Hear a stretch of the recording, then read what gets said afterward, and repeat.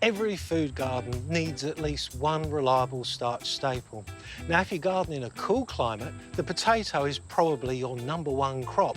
But for those of us that garden in a warmer climate, like the subtropics or the wet tropics, the potato just doesn't perform in our climate. They like 15 to 19 degrees. Well, you're hard-pressed to find a whole week of temperatures that cold in a place like Brisbane, let alone further north. And that's why I turned to the cocoyam.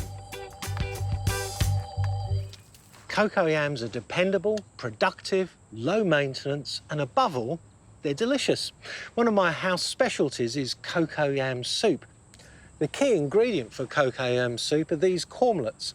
They're the equivalent of new potatoes, but you can also eat the stems and the young leaves like spinach. All parts have to be boiled before they're prepared. And over the years, apart from cocoyam soup, I've made scones and curries, and just like potatoes, I've mashed, boiled and baked cocoyam.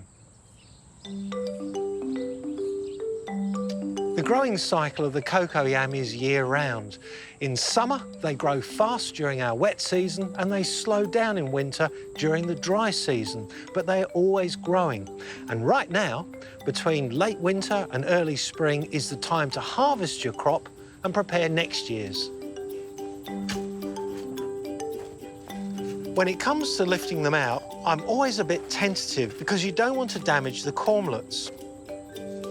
The thicker the stem, the further out you want to dig around the base because the cormlets are likely to be larger.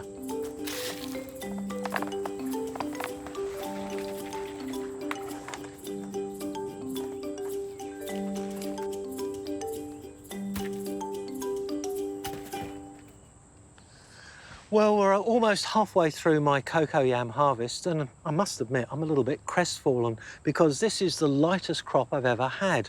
Normally, from a 10 square metre garden bed, I get about 45 kilos, and this is well below. But it was an experiment. I grew them in the shade, cast by this bamboo frame which supported a twining yam. And the message is I should go back to plan A. Grow my cocoyams in full sun to increase their crops. Now, what am I going to do with these? These little ones, well, they're going to become dinner.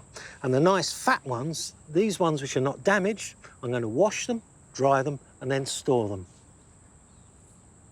Here's some cocoyams stored from last year's harvest. I put them in styrofoam boxes with sugarcane. And I don't put a lid on, I let them breathe. Stored underneath my house where it's nice and cool, they're never troubled by vermin. And these will last and stay fresh for a year. And now it's time to get next year's crop ready.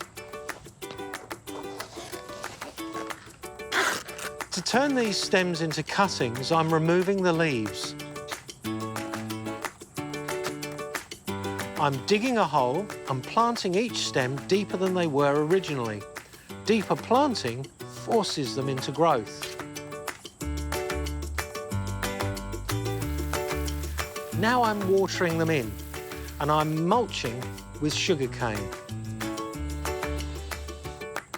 I'm going to water these 3 times a week for the first fortnight to let them settle in, and then once a week during dry weather to keep them growing. These are growing in compost-rich soil that's freely draining. And for food, I'll use poultry manure applied at a rate of 1 handful per square metre every month during summer and autumn. Now, this is an experimental garden.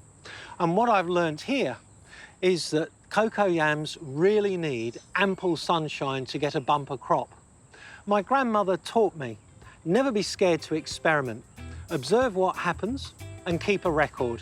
Well, lesson well noted, Nan. And now this crop is in, I'm hungry for my next harvest.